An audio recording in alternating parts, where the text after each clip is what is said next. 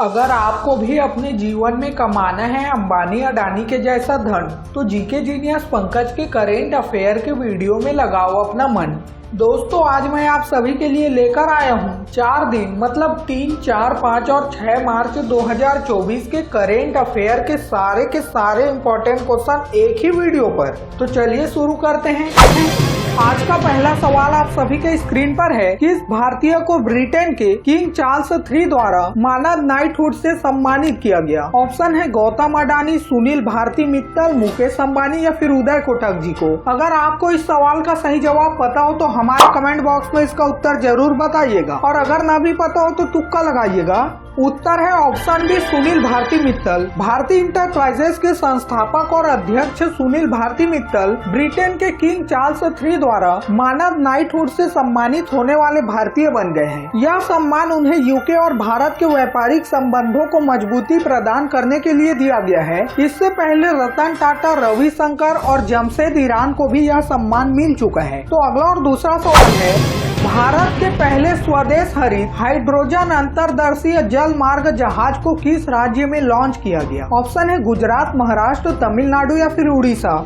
The correct answer is option C, Tamil Nadu. प्रधानमंत्री नरेंद्र मोदी ने तमिलनाडु के थूथुकुडी में देश के पहले स्वदेशी हरित हाइड्रोजन ईंधन सेल अंतर्देशीय जलमार्ग जहाज को लॉन्च किया। इसे कोचिन शिपयार्ड द्वारा डिजाइन और विकसित किया गया है। इस जहाज की लंबाई 24 मीटर है और इसमें लगभग 50 यात्रियों के बैठने की जगह है। इसके साथ ही चिदम्बरम बंदरगाह देश का पहला ग्रीन हाइड्रोजन हब बंदरगाह बन गया है। तो अगला सवाल है, हाल ही में किस राज्य सरकार ने मुस्लिम विवाह और तलाक पंजीकरण अधिनियम 1935 को रद्द करने का निर्णय लिया है? ऑप्शन है त्रिपुरा, असम, केरल या फिर उत्तर प्रदेश। उत्तर है ऑप्शन बी, असम। असम सरकार ने असम मुस्लिम विवाह और तलाक पंजीकरण अधिनियम 1935 को निरस्त कर दिया है, जैसा कि हाल ही में गुवाहाटी में कैबिनेट बैठक में घोषणा की गई थी। विवाह और तलाक पंजीकरण के लिए 49 मुस्लिम रजिस्टरों द्वारा उपयोग किए जाने वाला यह अधिनियम अब वैध नहीं होगा। असम के पर्यटन मंत्री जयंत मल्ला बरुआ ने फैसले का खुलासा करते हुए कहा कि इस अधिनियम के तहत अब मुस्लिम विवाह और तलाक पंजीकरण नहीं किए जाएंगे। सरकार प्रभावित मुस्लिम विवाह रजिस्टरों को पुनर्वास के लिए 2 लाख रुपए का एक मुफ्त मुआवजा देगी। तो चलिए देखते हैं अगला सवाल क्या है। लखनऊ सुपर जायंट्स ने IPL 2024 से पहले किसे अपना उप कप्तान बनाया है? ऑप्शन है रवि बिश्नोई, निकोलस पूरन, कृणाल पांड्या या फिर आवेश खान को। उत्तर है option B, Nicholas Pooran. Lucknow super giant ने IPL 2024 से पहले निकोलस पूरन को अपना उप कप्तान बनाया है। इससे पहले कृणाल पांड्या टीम के उप कप्तान थे। टीम के कप्तान KL राहुल ने एक इवेंट में निकोलस पूरन को उप कप्तान की जर्सी सौंपी। क्रिकेटर निकोलस पूरन विश्व स्तर पर T20 फॉर्मेट के एक प्रमुख खिलाड़ी हैं, जिनका नाम तो आप सभी ने सुना होगा। तो अगला और 5वां सवाल है, अक्टूबर से दिसंबर 2023 तिमाही Q3 में भारत की अनुमानित GDP वृद्धि दर क्या है? ऑप्शन है 5.6%, 7.6%, 8.4% या फिर 9.7%। उत्तर है ऑप्शन सी, 8.4%। राष्ट्रीय सांख्यिकी कार्यालय मतलब NSO ने तीसरी तिमाही के लिए भारत की वास्तविक GDP वृद्धि का अनुमान बढ़ाकर 8.4% कर दिया है। 2023 की पहली 2 तिमाहियों के लिए सकल घरेलू उत्पाद की वृद्धि दर को संशोधित कर 8.2 और 8.1% कर दिया गया था। चालू वर्ष के लिए अर्थव्यवस्था में सकल मूल्य वर्धित मतलब GVA 6.9% बढ़ने का अनुमान है। तो अगला सवाल जानने से पहले अगर आपको करेंट अफेयर के साथ अप टू डेट रहना पसंद है तो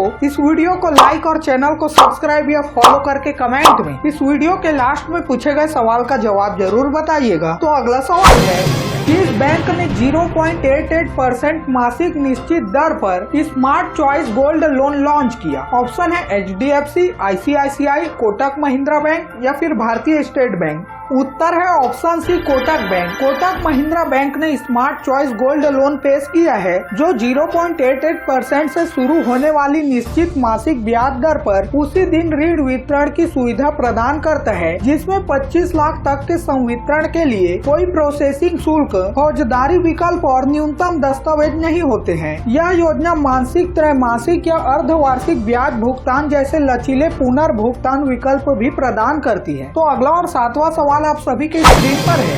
पीएम सूर्य घर मुफ्त बिजली योजना के लिए कितने करोड़ रुपए मंजूर किए गए हैं? ऑप्शन है 50,000, 60,000, 75,000 या फिर 90,000 करोड़ रुपए। उत्तर है ऑप्शन सी 75,000 करोड़ रुपए। पीएम नरेंद्र मोदी के नेतृत्व में केंद्रीय कैबिनेट ने पीएम सूर्य घर मुफ्त बिजली योजना के लिए 75,000 करोड़ रुपए मंजूर किए। इस योजना के तहत 1 करोड़ परिवारों को 300 यूनिट मुफ्त बिजली मिलेगा। केंद्रीय वित्त मंत्री निर्मला सीतारमण ने 2024-25 के अंतरिम बजट के दौरान इस योजना की घोषणा की थी। देश में रूफटॉप सोलर सिस्टम को बढ़ावा देने के लिए यह योजना शुरू की गई है। हाल ही में डेंगू बुखार के तेजी से बढ़ते मामलों के कारण किस देश ने स्वास्थ्य आपातकाल घोषित की है? ऑप्शन है पेरू, चिली, अर्जेंटीना या फिर Kenya. The correct answer is option है पेरू कंट्री। दक्षिण अमेरिकी देश पेरू ने डेंगू बुखार के तेजी से बढ़ते मामलों को देखते हुए स्वास्थ्य आपातकाल की घोषणा की है। पेरू के 25 क्षेत्रों में से 20 में स्वास्थ्य आपातकाल की घोषणा की गई है। अगर बात की जाए इस देश की तो पेरू पश्चिमी दक्षिण अमेरिका में एक देश है जिसका राजधानी लीमा है। सर्वोच्च न्यायालय ने किस राज्य में सरकारी नौकरी पाने के लिए 2 बच्चों के नियम को बरकरार रखा? ऑप्शन है उत्तर प्रदेश, महाराष्ट्र, मध्य प्रदेश, राजस्थान। उत्तर है ऑप्शन डी राजस्थान। सर्वोच्च न्यायालय ने राजस्थान राज्य में सरकारी नौकरी पाने के लिए 2 बच्चों की पात्रता मानदंड को बरकरार रखा। यह फैसला राजस्थान विभिन्न सेवा निगम 2001 की वैधता की पुष्टि करता है, जो 2 से अधिक बच्चों वालों को सरकारी पदों के लिए आवेदन करने से रोकता है। यह निर्णय सार्वजनिक रोजगार में जनसंख्या नियंत्रण उपायों पर राजस्थान के नीतिगत रूप को मजबूत करता है। तो दोस्तों चलिए बढ़ते हैं अगले सवाल की तरफ। कावेरी जहाज पर सवार भारतीय नौसेना के सभी महिला दल का गंतव्य क्या है? ऑप्शन है गोवा से श्रीलंका, बी गोवा से मॉरिशस, सी गोवा से मालदीव या फिर डी गोवा से ऑस्ट्रेलिया। उत्तर है option B Goa to Mauritius. 28 फरवरी 2024 को भारतीय नौसेना के नौकायान जहाज तारनी ने INS मंडावी गोवा से पोर्ट लुइस मॉरिशस तक एक ऐतिहासिक अभियान शुरू किया। यह भारतीय नौसेना नौकायान संघ मतलब INSA के तहत भारतीय महिला नाविकों द्वारा पहली ट्रांस महासागरीय उड़ान है। यह अभियान पारंपरिक रूप से पुरुष प्रधान क्षेत्रों में लैंगिक समानता और समावेशिता के प्रति भारत की प्रतिबद्धता को रेखांकित करता है। तो अगला सवाल है, बजर बजने के कारण आज की प्रश्नोत्तरी यहीं पर समाप्त करनी पड़ेगी। उससे पहले चलिए जानते हैं कल के सवाल का सही जवाब क्या था। कल के सवाल का सही जवाब है ऑप्शन बी थाईलैंड। आयुष मंत्रालय ने आयुर्वेद को बढ़ावा देने के लिए थाईलैंड के साथ एक समझौता किया है। तो दोस्तों चलिए देखते हैं आज का सवाल क्या है। हाल ही में भारत के पूर्व प्रधानमंत्री मोरारजी देसाई की जयंती कब मनाई गई? ऑप्शन है 28, 29, 30 या फिर 31 फरवरी को। अगर आपको इस सवाल का सही जवाब पता हो तो हमारे कमेंट बॉक्स में इसका उत्तर जरूर बताइएगा, और अगर ना भी पता हो तो तुक्का लगाइएगा। कल फिर मिलते हैं कल के करेंट अफेयर के वीडियो के साथ। तब तक के लिए बाय बाय। जय हिंद, जय भारत।